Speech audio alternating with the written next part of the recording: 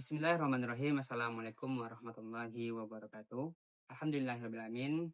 Alhamdulillah di waktu yang berkah ini insyaallah. Baik teman-teman, di sini saya ingin kita sama-sama kembali memurojaah atau mengulang kaji kita di mata kuliah hadis. Ada dua ilmu yang penting yang harus sama-sama kita bahas nih. Nah, di sini teman-teman ada ilmu tarikh arwah dan jarh wa ta'dil. Tarikh arwah dan jarh wa ta'dil ini menjadi pijakan penting dalam menentukan validitas suatu hadis.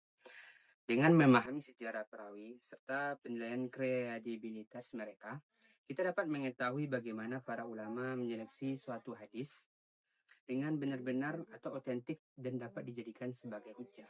Apa sih itu ilmu tarikh arwah dan jarh wa ta'dil? Nah, jadi di sini teman-teman kita kutip dari kitab Tadrib Ar-Rawi, itu karya Imam Asy'uti, mengatakan bahwasanya tarikh arwah itu pengetahuan tentang para perawi dari sisi kelahiran mereka, wafatnya di mana, negeri mereka, perjalanan ilmiahnya gimana, guru-gurunya di mana, berguru pada siapa dan murid-muridnya, serta masa ketika mereka meriwayatkan suatu hadis. Dan ilmu jarh wa ta'dil ini kita kutip dari karya Abi Hatim yang mengatakan bahwa perawi dalam sisi diterimanya atau ditolaknya, ia menjadi seorang perawi hadis dengan menjelaskan beberapa sebab untuk menentukan itu berhak dikatakan seorang perawi atau tidaknya. Adapun objek kajian dari tarikh arwah dan jarh wa ta'dil ini teman-teman, ada beberapa poin yang ingin kami sampaikan. Yang pertama itu identitas dari seorang perawi, namanya, kunyahnya atau asal usulnya. Yang kedua, gurunya, muridnya dari seorang perawi tersebut. Dan yang ketiga, kondisi moral baik intelektual ataupun spiritual seorang perawi hadis, perjalanan hidup dan sejarah kepribadiannya seorang perawi. Sedangkan objek kajian dari ilmu jarh wa ta'dil ini teman-teman, yang pertama itu integritas moral seorang perawi, adalnya atau adilnya.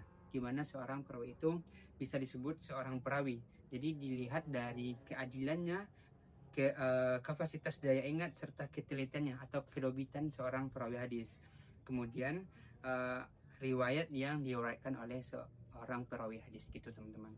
Selanjutnya teman-teman, di dalam ilmu tarikh arwah dan jarh wa ta'dil ini ada beberapa metode yang kita simpulkan untuk menyusun tarikh arwah ini. Yang pertama itu yang biasanya digunakan yaitu dengan metode tobaqat. Nah, di sini teman-teman, penyusunan berdasarkan lapisan zaman, generasi serta tingkat kesahabatan dalam perbuatan suatu hadis. Penelusuran riwayat hidup melalui kitab biografi seorang perawi dan beberapa perbandingan riwayat dari berbagai macam sumber.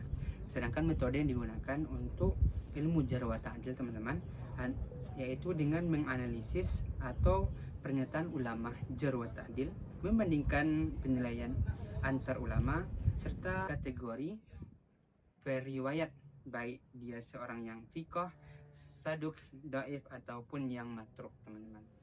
Oke teman-teman, di pembahasan kita jarh wa ta'dil ini kita membuatkan perbandingan antara tarikh arwah dan jarh wa ta'dil ini menjadi beberapa perbandingan.